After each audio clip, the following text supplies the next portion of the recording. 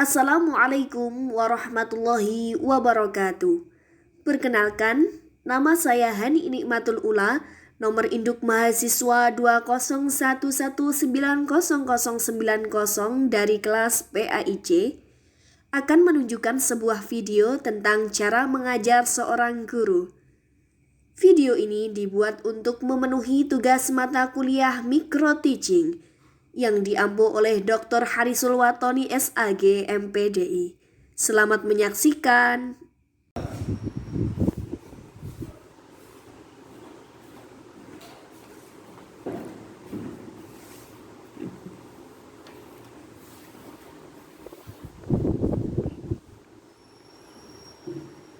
Assalamualaikum warahmatullahi wabarakatuh. Waalaikumsalam warahmatullahi wabarakatuh.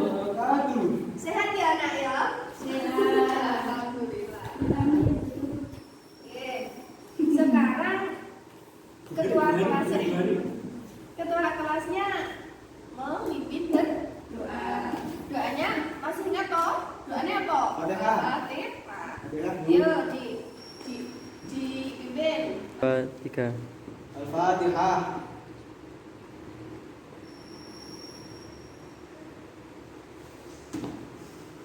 Selesai.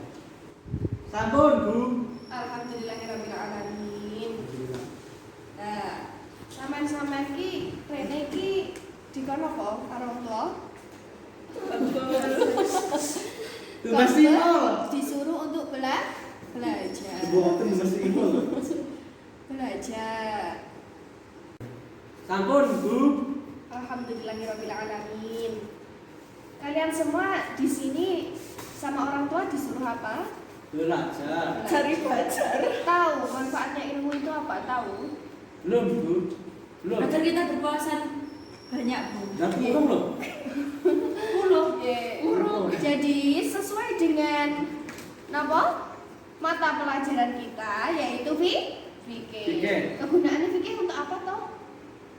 Agar tahu yang halal dan haram.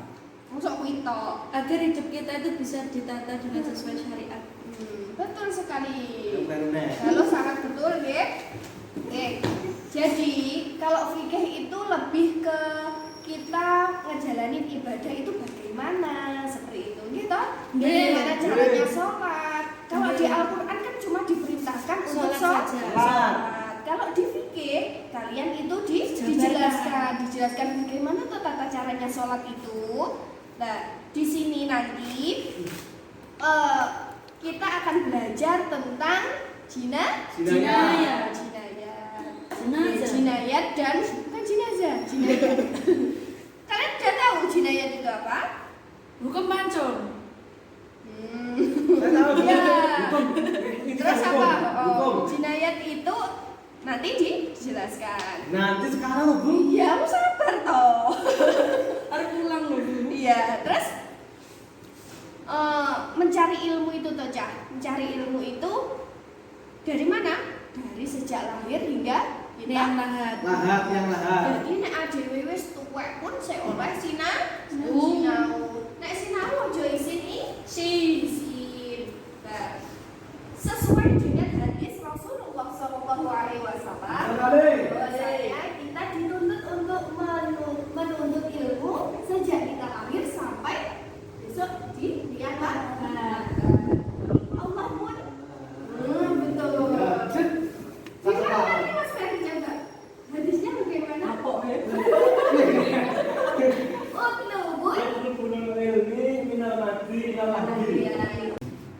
Selain dijelaskan oleh hadis Rasulullah SAW, ya, Allah pun berfirman dalam Quran surat Al-Mujadalah ayat 12.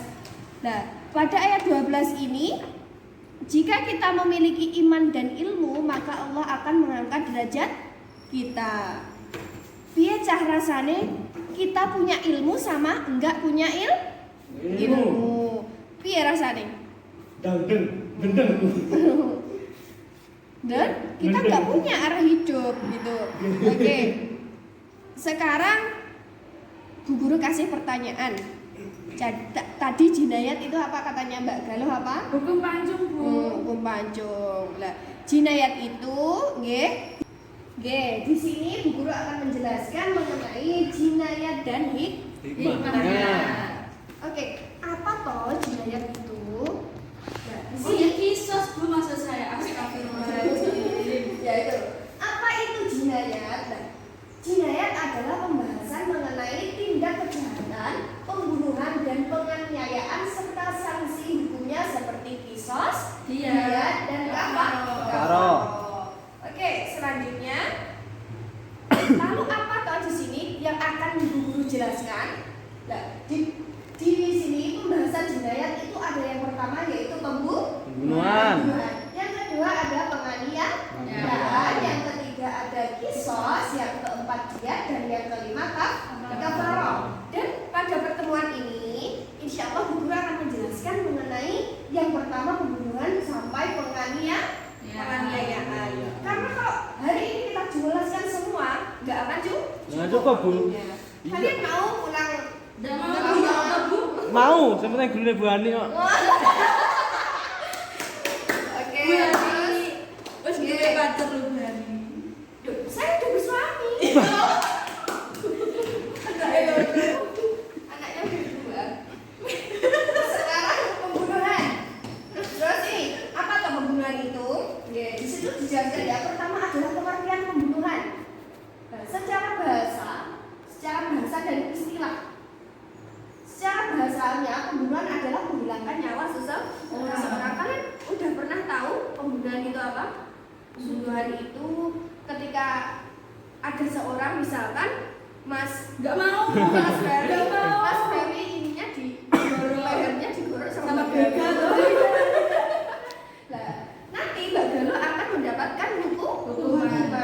Nah, lalu pengertian pembunuhan secara istilah. Nah, secara istilahnya adalah pembunuhan adalah perbuatan manusia yang menyebabkan hilangnya nyawa baik dengan sengaja atau tidak sengaja, baik dengan alat yang mematikan ataupun tidak dengan alat yang mematikan.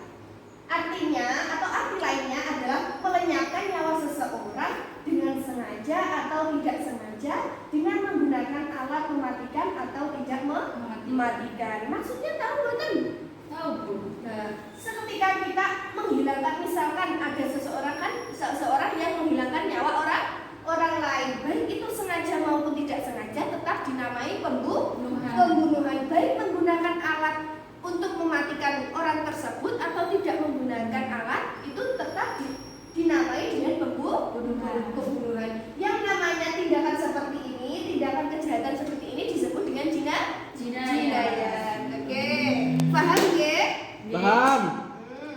Oke, terus yang kedua, selanjutnya. Nah, di sini ada macam-macam pembunuhan. Yang pertama, kenapa kok pembunuhan itu digolong-golongkan? Nah, pembunuhan digolong-golongkan karena nanti yang membedakan adalah sebabnya serta hukumannya. Nah, yang pertama macam-macam pembunuhan. Yang pertama adalah pembunuhan sengaja atau di situ disebut al-qatlul amdi. Betul. Yang kedua pembunuhan seperti sengaja. Jadi mendekati sengaja, yaitu apa itu? Al-qatlul shibhil amdi. Oke. Yang ketiga yaitu pembunuhan tersalah atau al-qatlu khoto'i. Oke, sekarang yaitu pembunuhan sengaja atau al-qatlu amdi. Ya, pembunuhan sengaja yaitu pembunuhan yang telah direncanakan dengan menggunakan alat yang mematikan, baik yang melukai atau memberatkan atau disebut dengan mustaqol. Dikatakan sengaja apabila ada niat pelaku sebelumnya dengan menggunakan alat atau sengaja yang mematikan si pembunuh, termasuk orang yang balik, dan yang dibunuh atau korban adalah orang yang baik. Nah, pembunuhan sengaja itu adalah pembunuhan yang direncanakan. Oke, terus yang kedua yaitu pembunuhan seperti sengaja. Pembunuhan seperti sengaja pengertiannya adalah pembunuhan yang dilakukan seseorang tanpa niat membunuh dan menggunakan alat yang biasanya tidak mematikan, namun menyebabkan hilangnya nyawa seseorang. Nah, misalkan di sini kan artinya pembunuhan seperti sengaja itu tidak ada niat membunuh, tetapi menggunakan alat yang biasanya tidak mematikan, tapi nah ini adalah pembunuhan yang kadang kita nggak mikir kalau itu bakal melukai seseorang hingga meninggal. Oke, seperti itu. Terus yang ketiga yaitu pembunuhan tersalah. Pembunuhan tersalah yaitu pembunuhan yang terjadi ketika salah satu dari 3 kemungkinan. Nah, di sini pembunuhan tersalah itu ada 3 kemungkinan. Yang pertama, perbuatan tanpa maksud melakukan kejahatan tetapi mengakibatkan kematian seseorang. Yang kedua, perbuatan yang mempunyai niat membunuh namun ternyata orang tersebut tidak boleh dibunuh. Dan yang ketiga, perbuatan yang pelakunya tidak bermaksud jahat tetapi akibat kelalaiannya dapat menyebabkan kematian seseorang. Nah, ini Bu Guru punya contoh. Apa tuh yang dimaksud? Misalkan yang ketiga, perbuatan yang pelakunya tidak bermaksud jahat tetapi akibat kelalaiannya dapat menyebabkan kematian seseorang. Tahu contohnya apa? Tahu Bu. Bu, apa itu loh kalau ada temen toh terus minjam pulpen supaya dibalang terus temennya meninggal. Iya. Kena duk gitu. Ya. Lebih tepatnya seperti ini dong. Nah, ketika pernah lihat berita? Pernah. Ada seseorang yang meninggal karena penjerat tikus. Itu kan yang punya sawah tidak niat, kan tidak tahu, tidak niat untuk membunuh tikus. Niatnya membunuh tikus. Tetapi akibat karena kelalaian yang punya sawah itu tidak diberi tanda, akhirnya membuat nyawa seseorang hilang. Seperti itu contohnya. Oke, selanjutnya nih dasar hukum larangan membunuh. Oke, dasar hukum larangan membunuh. Di sini dasar hukumnya adalah Quran surat Al-Isra ayat 33 yang berbunyi wala taqtulun nafsal lati harramallahu illa bil haqq. Artinya, dan janganlah kamu membunuh jiwa yang diharamkan Allah atau membunuhnya melainkan dengan suatu alasan yang benar. Jadi tanpa dengan alasan yang benar, atau alasan yang benar itu dari mana? Dari Allah. Ya. Terus ya dasar hukumnya itu ya. Selebihnya bisa dilihat di buku paket. Ya. Siap. Nah, ini ada hukum bagi pelaku pembunuhan. Oke, pelaku pembunuhan setidaknya telah melanggar 3 macam, yaitu hak Allah, hak ahli waris, dan hak orang yang terbunuh. Ketika ada kasus pembunuhan, jadi akan menghilangkan 3 hak. Yang pertama adalah hak Allah, hak ahli waris, terus hak ahli waris, dan hak orang yang terbunuh. Maksudnya hak orang yang terbunuh kan seharusnya dia masih punya kehidupan, masih punya hak untuk hidup. Tetapi akhirnya hak hidup itu direbut oleh orang lain itu. Karena dibunuh akhirnya tidak dapat hidup lagi. Artinya balasan di dunia diserahkan kepada ahli waris korban. Apakah pembunuh akan dikisos atau dimaafkan? Jika dimaafkan maka wajib membayar diat kepada ahli waris korban. Mengenai hak Allah akan diberikan di akhirat nanti. Apakah akan dimaafkan karena telah melaksanakan kafarah atau akan disiksa? Nah, mengenai kafarah dan kisos akan dijelaskan pertemuan selanjutnya. Masya Allah. Banyak ya cahaya mata gini ya. Oke. Nah, di sini kan tadi ada 3 macam pembunuhan. Oh gitu. Terus yang pertama adalah pembunuhan sengaja. Pembunuhan sengaja itu hukumannya apa? Hukuman bagi pembunuhan ini ada dikisos atau diberikan sanksi yang benar. Kalau di Indonesia biasanya dihukum Mati. Kalau tidak di penjara seumur hidup. Tetapi jika keluarga korban yang dibunuh itu memaafkan pembunuh tersebut, maka pembunuh harus membayar diat mughaladhah. Diat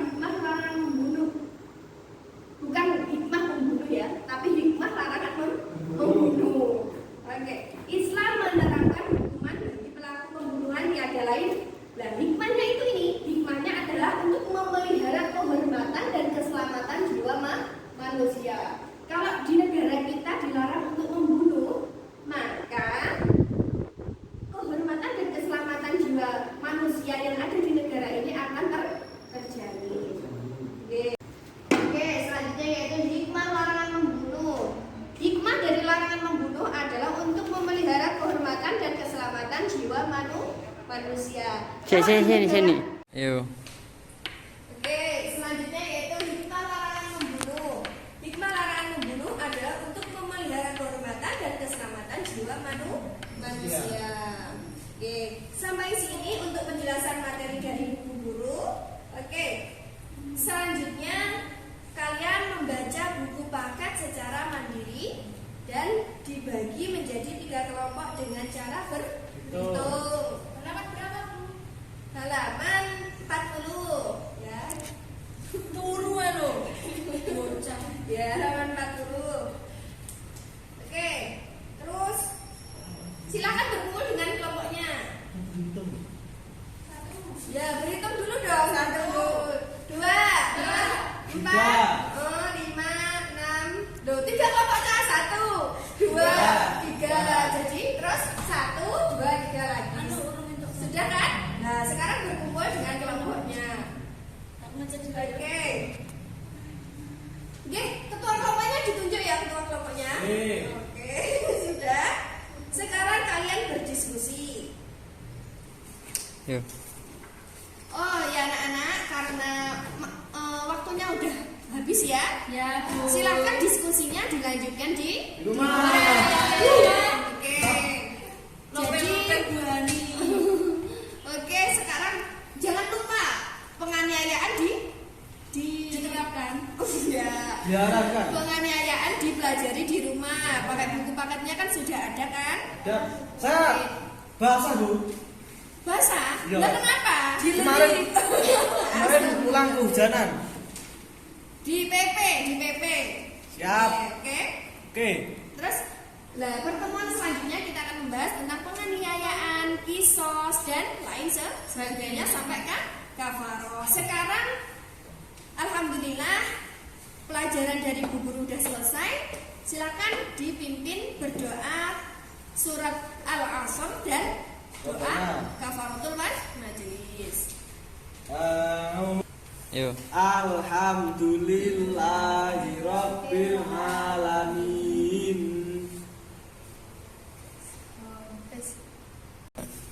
Yo. Alhamdulillahirabbil alamin. Kita bertemu lagi pertemuan selanjutnya ya. Sekian dari saya, mohon maaf apabila ada kekurangan kata maupun kelebihan. Sekian, wassalamualaikum warahmatullahi wabarakatuh. Sampai jumpa. Ya, Bu. Baiklah, sekian video dari saya. Terima kasih dan sampai jumpa.